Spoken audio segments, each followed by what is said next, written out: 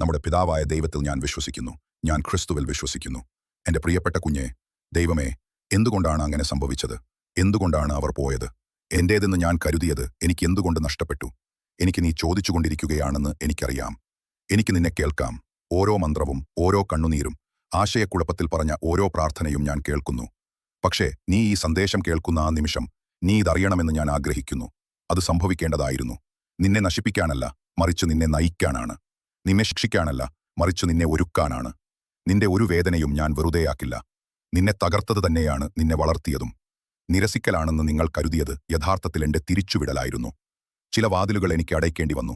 കാരണം അവയ്ക്ക് പിന്നിലുള്ളത് നിന്റെ ലക്ഷ്യത്തെ പരിമിതപ്പെടുത്തുമായിരുന്നു.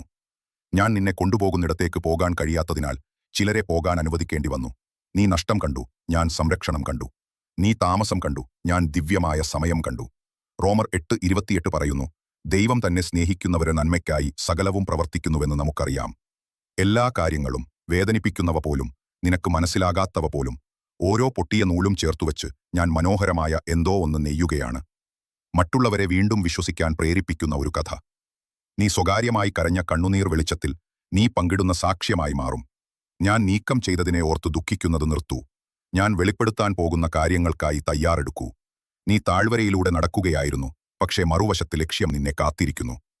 ഓരോ തിരിച്ചടിയും നിനക്ക് കാണാൻ കഴിയുന്നതിനേക്കാൾ വളരെ വലിയ ഒന്നിലേക്കുള്ള ഒരു സജ്ജീകരണമായിരുന്നു. ശത്രു തിന്മയ്ക്കായി ഉദ്ദേശിച്ചത് ഞാൻ നിന്റെ നന്മയ്ക്കായി മാറ്റിയിരിക്കുന്നു. നിനക്കിതുവരെ അത് അനുഭവപ്പെട്ടിട്ടുണ്ടാകില്ല. പക്ഷേ ഒരു ദിവസം നീ തിരിഞ്ഞു നോക്കി പറയും, അത് സംഭവിച്ചില്ലായിരുന്നെങ്കിൽ ഞാൻ ഇന്ന് ഇങ്ങനെയാകുമായിരുന്നില്ല. നീ ഒട്ടും പിന്നിലല്ല കുഞ്ഞേ. നീ കൃത്യസമയത്ത് തന്നെ എത്തി. വേദനാജനകമായി തോന്നിയാലും ഈ പ്രക്രിയയെ വിശ്വസിക്കുക. നിന്റെ കഥ ഞാൻ എഴുതി തീർന്നിട്ടില്ല. അടുത്ത അധ്യായം ഉത്തരം കിട്ടാത്ത ഓരോ ചോദ്യത്തിനും അർത്ഥം നൽകും. ഈ സന്ദേശം നിങ്ങളുടെ ആത്മാവിനെ സ്പർശിച്ചെങ്കിൽ ദൈവത്തിന് സ്തുതി എന്ന് ടൈപ്പ് ചെയ്യുക. ദൈവത്തിന്റെ പരിപൂർണതയിൽ വിശ്വാസവും ലക്ഷ്യവും സമാധാനവും കണ്ടെത്താൻ മറ്റുള്ളവരെ സഹായിക്കാൻ നമുക്ക് ഒരുമിച്ച് ചേരാം.